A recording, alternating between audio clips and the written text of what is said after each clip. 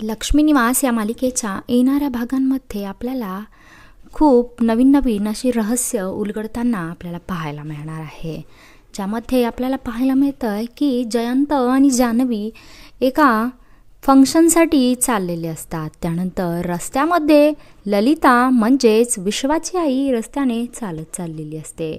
जयंतचं लक्ष तिच्याकडे जातं. जयंत पुढे जातो, गाडी थांबवतो आणि ललिता आई अशी ललिताला हाक मारतो आणि तिच्या मागे पळत जातो.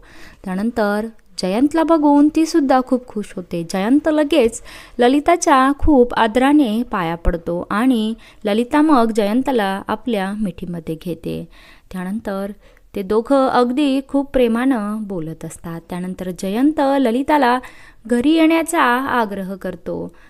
तर तुम्हाला मी कुठं सोडायचं आहे तिथं सोडतो असं म्हणून जयंत आता ललिताला आपल्या गाडीमध्ये घेऊन येताना आपल्याला पाहायला मिळतोय आणि जान्हवी गाडीतच बसलेली असते.